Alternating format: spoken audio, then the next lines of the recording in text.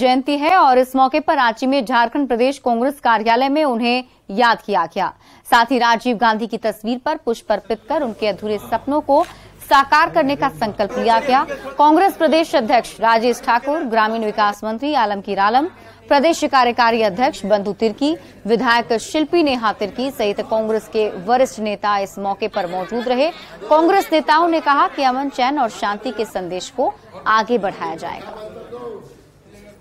राजीव गांधी जी की जयंती है और इस अवसर पर हम लोग आज एसआईआर होम में जो विकलांग बच्चे हैं उन सब दिव्यांग बच्चों के साथ उन्होंने उनकी जयंती मनाई। उसके बाद ये कार्यालय में मना रहे हैं और आज ये संकल्प लेते हैं कि हम लोग पूरे दृढ़ता के साथ जो आदरणीय राजीव गांधी जी सोचते थे उनको अक्षरशः धरातल पर उतारने का प्रयास करेंगे। हम प्रधानमंत्री आदरणीय राजीव गांधी जी का जयंती के अवसर पर हम लोग उनको श्रद्धा अर्पण करने के लिए सब इकट्ठे हुए कांग्रेस प्रदेश ऑफिस में। और एक बात हम हमेशा कहते हैं कि राजीव गांधी जी एक देश में एक दूरसंचार का क्रांति लाए। जो मॉडर्न की बात हम करते हैं, modern education, modern science technology की बात हम करते हैं, तो हर बिंदु पर उनके नाम, उनकी चर्चा और उनका नाम आते रहता है। बीजेपी प्रदेश अध्यक्ष बाबूलाल मरांडी संकल्प यात्रा पर हैं और उनकी संकल्प यात्रा पर कांग्रेस के प्रदेश कार्यकारी अध्यक्ष बंधु तिर्की ने चुटकी ली है। उन्होंने कहा है कि बाबूलाल मरांडी का दिल साफ नहीं है, वो जनता के लिए नहीं बल्कि सत्ता पाने के लिए ये सब कुछ कर रहे हैं। उन्होंने ये भी कहा कि INDIA को भी बाबूलाल मरांडी की यात्रा का जवाब देने के लिए तैयार रहना चाहिए। सबसे पहले बाबूलाल मरांडी का दिल साफ होना चाहिए। बाबूलाल मरांडी का दिल जनता के लिए नहीं है, सत्ता के लिए है। जो आदमी मुख्यमंत्री बनने के लिए, शपथ लेने के लिए वो पहले ड्रेस सिला लेता है, वो आदमी से क्या उम्मीद किया जाता है? वो सत्ता का छटपटाहट है। अच्छा बात है, घूम रहे हैं, घूमना चाहिए, लेकिन उसका यात्रा पर से कोई आपका फर्क नहीं पड़ने वाला है। वही यात्रा में वही लोग होंगे जो लोग उनके हैं, और जो इधर इंडिया के लोग हैं इंडिया के साथ है। इस तरह का यात्रा से कोई लाभ नहीं है होने वाला है। तब है क्या कि इंडिया को भी इसका जवाब देने के लिए पूरा तैयार रहना चाहिए। गिरिडीह के डुमरी विधानसभा उपचुनाव को लेकर एनडीए प्रत्याशी यशोदा देवी के चुनाव प्रचार में आजसू सुप्रीमो सुदेश महतो खुद मोर्चा संभाल रहे हैं और इस दौरान आजसू सुप्रीमो ने यशोदा देवी की जीत का दावा किया है। भय, भ्रम और भ्रष्टाचार को मुद्दा बनाते हुए सुदेश महतो हेमंत सोरेन सरकार पर जमकर बरसे। वहीं अपने पार्टी के बागी नेता बैजनाथ महतो से भी मिले, जिसके बाद बागी बैजनाथ महतो ने डुमरी उपचुनाव से अपना नामांकन वापस ले लिया। उन्होंने झारखंड पीपुल्स पार्टी से अपना नामांकन किया था, जिससे एनडीए को नुकसान की आशंका थी। सुदेश महतो ने दावा किया कि बैजनाथ महतो आजसू को विजयी बनाने में हर संभव मदद करेंगे।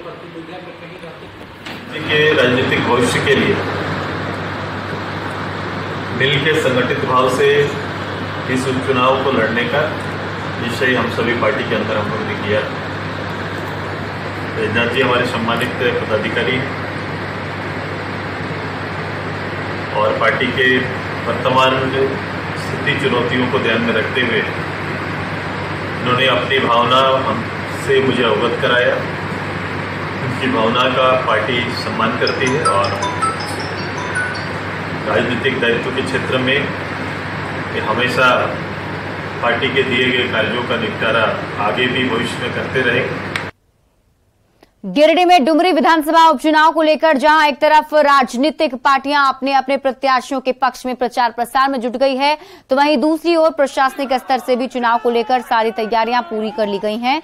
सुरक्षा व्यवस्था के कड़े इंतजाम के अलावा डुमरी विधानसभा के मतदाताओं को कैंपेन के माध्यम से जागरूक किया जा रहा है, ताकि लोग अपने मत की महत्व को समझते हुए अधिक से अधिक संख्या में घर से निकलकर मतदान करने पहुंचे। इलेक्शन कमीशन की तरफ से भी जिला प्रशासन को 75% वोटर टर्नआउट का टारगेट भी दिया गया है। गिरिडीह से और अधिक जानकारी दे रहे हैं संवाददाता एजाज अहमद। गिरिडीह जिले के डुमरी विधानसभा उपचुनाव को लेकर प्रशासनिक स्तर से सारी तैयारियां पूरी कर ली गई है। वहीं बता दें कि तमाम जितने भी राजनीतिक दल हैं अपने अपने प्रत्याशियों के पक्ष में भी प्रचार प्रसार शुरू कर दिया है। वहीं मतदाताओं को भी लुभाने की कोशिश की जा रही है, उन्हें कैंपेन के माध्यम से जागरूक किया जा रहा है ताकि वो अपने मत का प्रयोग कर सके, वो अपने मत का जो महत्ता है, जो वैल्यू है, वो समझ सके। क्योंकि आपको बता दें, प्रशासनिक स्तर से जिस तरह से लगातार प्ले कार्ड के माध्यम से ऑनलाइन और ऑफलाइन दोनों माध्यमों का इस्तेमाल किया जा रहा है ताकि मतदाताओं को जागरूक किया जा सके और अधिक से अधिक संख्या में मतदाता बाहर निकले और आने वाले 5 सितंबर को अपना मत का प्रयोग करें। लोगों ने, हमारे जो सुपरवाइजर्स हैं बीएलओ के ऊपर रहते हैं और खासकर हमारे ब्लॉक और जो जिले के भी जो हमारे पदाधिकारी हैं, हम लोगों ने इस बार हम लोगों का 2 तरह का होता है। एक बूथ वेरिफिकेशन का एक्सरसाइज होता है और एक टेबल टॉप एक्सरसाइज रहता है। टेबल टॉप एक्सरसाइज के तहत में हम लोग ये करते हैं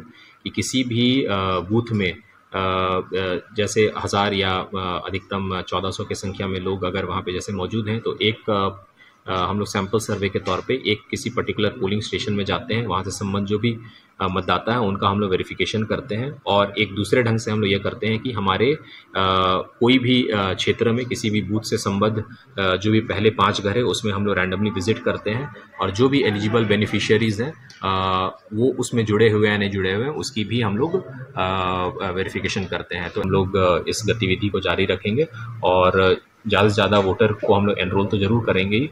और हम लोग जो हमारे विभिन्न जो कार्यक्रम है, चाहे वो इलेक्टोरल लिटरेसी क्लब हो, चाहे हमारे जो स्कूलों और विद्यालयों में और जो कॉलेजेस में अलग अलग प्रचार प्रसार का माध्यम हो, हमारे वोटर आइकॉन्स हो, डिस्ट्रिक्ट आइकॉन्स हो, उसके माध्यम से हम लोग आने वाले दिनों में और भी बेहतर स्वीप के कार्यक्रम को काम करेंगे। नक्सल प्रभावित होने के नाते प्रशासन के लिए यह एक चुनौती भी है और यह एक चैलेंज भी है, जिसे प्रशासन ने स्वीकार करते हुए चुनाव को शांतिपूर्ण बहाल करने में लगी हुई है।